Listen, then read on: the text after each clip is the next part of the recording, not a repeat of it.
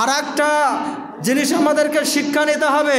আজ কয়েকদিন ধরে দেখবেন এটা টিভিতেও দেখাচ্ছে, বিভিন্ন জায়গায় প্রচার হচ্ছে।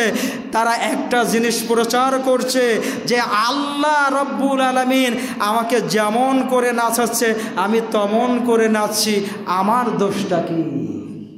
আছে না? বলে কি বলে না? কথা কয় না?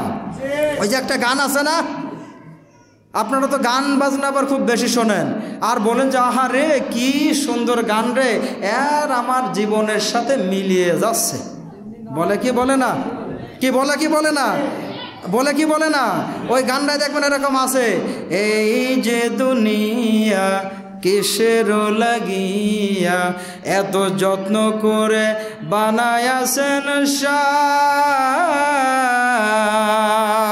বলে কি বলে না? যেমনি নাচাও তেমনি নাচি, পুতুলের কি দোষ? কথা কন? কথা কয় না এখন জায়গায় পড়ছেন নাকি? বলে কি বলে না? এই কথার দ্বারা আপনি মুশরিক হয়ে গিয়েছেন, আপনি কাফের হয়ে গিয়েছেন। বলবেন হুজুর এত বড় কথা বললেন, কাফের বানিয়ে দিলেন। জি, আপনি এই কথা যদি বিশ্বাস করেন আর এই কথা যদি বলেন যে আমার আর কিসের ক্ষমতা আছে, সব ক্ষমতার আধারকে কথা বলতে হবে। এটা ঠিক। সমস্ত ক্ষমতার মালিককে নাকি জনগণ? কোনো মানুষের হাতে ক্ষমতা নেই। ক্ষমতা হাতে কার? বিশ্বাস রাখতে হবে। আকীদা ঠিক করেন, আল্লাহর উপরে আমাদের বিশ্বাস রাখতে হবে এটা। কিন্তু আপনি যখনই বলবেন যে আল্লাহ আমার যা করাচ্ছে আমি তাই করছি, তাহলে আপনি চুরি করতে যাচ্ছেন, আল্লাহ করাচ্ছে আপনার দিয়ে। কথা কয় না? আপনি ধর্ষণ করতে গেলেন, আল্লাহ আপনার করার ক্ষমতা দিল। কথা কয় না? বুঝতে হবে। শোনেন, এই কথা যদি বলেন, এই গানকে যদি বিশ্বাস করেন, আপনি কাফের, আপনি কাফের, আপনি কাফের। দলিল সূরা আন-নাহল। কি বললাম? সূরা আন-নাহল, মৌমাছির নামে একটা সূরা। সূরা নাহলের 35 নম্বর আয়াত কোট করে নেন। 16 নম্বর সূরা 14 নম্বর পারার 3 নম্বর পৃষ্ঠার 35 নম্বর আয়াত সূরা নাহল।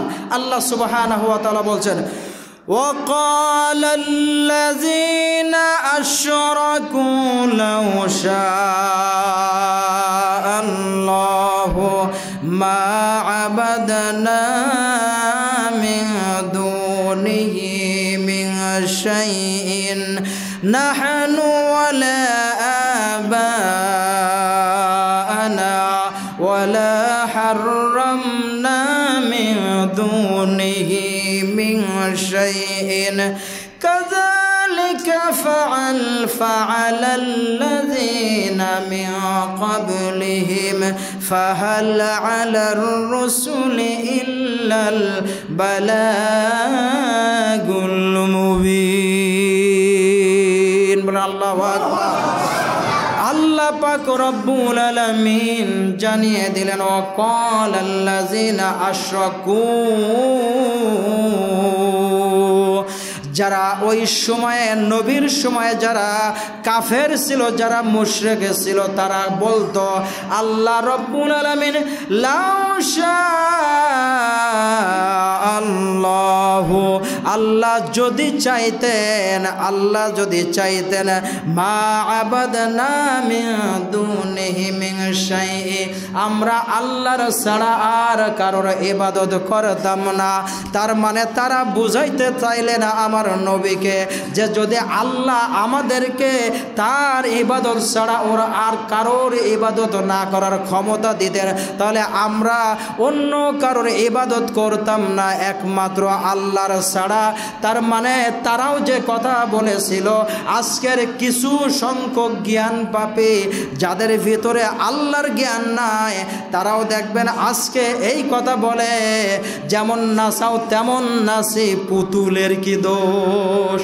কথা বলেন ঠিক না বেঠিক?